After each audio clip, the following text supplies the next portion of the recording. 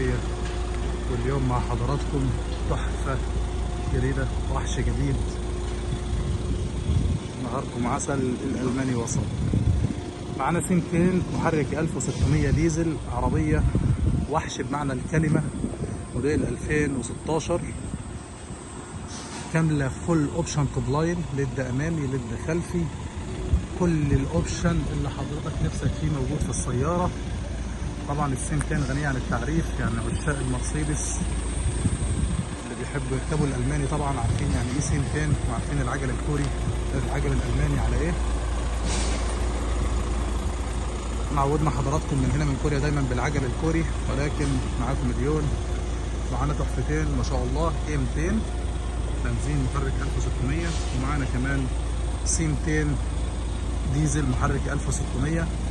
العربيات لزق الفابريكا موجود فيها على كل قطعه. طبعا زي ما حضراتكم عارفين الالماني بينزل كله عباره عن ألمونيا فصاد، مفيش قلم بوهيه بيمسك فيه. ما شاء الله تبارك الرحمن. نتفرج على العربيه مع بعض. بسم الله ما شاء الله. زي ما حضراتكم شايفين كده بالكامل.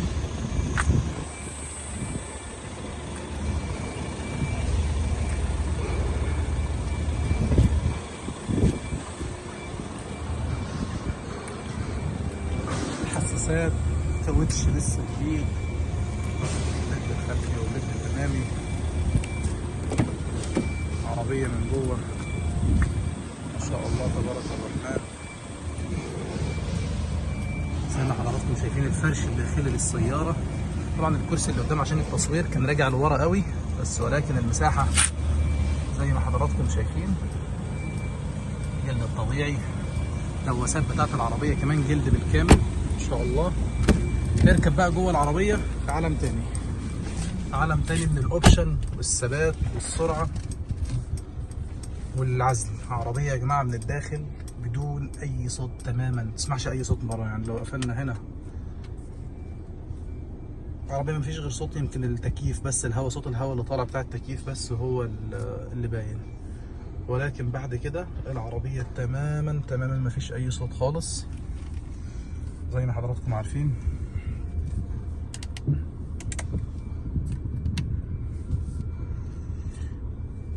بسم الله ما شاء الله. التحكم في الكراسي بالكامل، سخانات الكراسي 3 درجات يمين وشمال، كرسي السواق والكرسي اللي جنبه.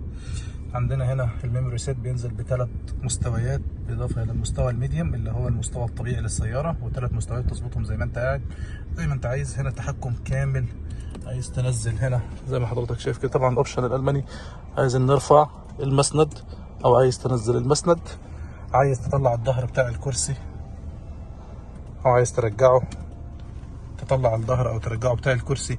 عايز هنا الجزء الامامي في المقعد ما شاء الله. عندنا الكرسي نفسه عايز تطلعه لقدام او ترجعه لورا. تحكم فيها 12 حركة تحكم او 14 حركة تحكم ما شاء الله. التحكم في المرايات برضو بالكامل، التحكم الكامل في المرايات، مرايات الضم. عندنا التحكم الكامل في الازاز الكهرباء، السنتر لوك بتاع السيارة، تحكم الميديا الكامل. عربية بتنزل زي ما حضراتكم عارفين كاملة فول اوبشن متكامل، شفتات الطارة، تحكم في الأضوية بتاع السيارة من هنا، تحكم في الفوانيس الخارجية بالكامل من هنا. البريك، الهاند بريك، فرامل الكهرباء، الفتيس بتاع الألماني طبعا زي ما حضراتكم عارفين هنا على الدي، بعدين حاليا دلوقتي على الار. الار طبعا لو بنحطه هنا عندنا كاميرا الباركينج او الحساسات الخلفيه كده. على البي عربيه ترجع تاني ما شاء الله. تحكم في المساحات بالكامل والاضويه. العربيه بتنزل البصمه بتاعتها بالبرمجه زي ما حضرتك عايز، والالماني بيكون مختلف شويه عن الكوري، بتقدر تشيل البصمه دي، ولو حبيت تحط مفتاح السياره موجود هنا كده، هنا تقدر تحطه برضو هنا. تحكم مختلف تماما في العربيه. صوت التكه زي ما حضراتكم شايفين كده. بسم الله ما شاء الله.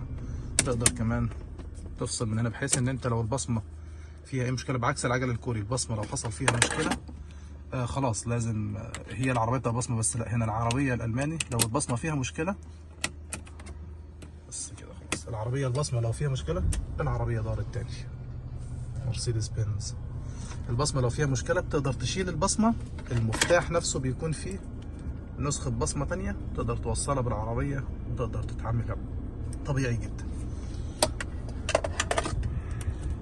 هنا زي ما حضراتكم شايفين الاضاءه الاضويه الداخليه للسياره بالكامل كده، يعني تحسها كريستال، بالاضافه الى الاضواء هنا في الموجوده في المرايه بتاعت السياره طبعا بتبقى تعتيم زي ما حضراتكم شايفين، وهنا الاضواء الاماميه بتبقى موجوده في المرايه. العربيه يعني حاجه بسم الله ما شاء الله. نقدر نفصلها الجنب اليمين والجنب الشمال من التحكم في الاضويه هنا، بالاضافه الى الاضويه هنا يعني تحسها كريستال.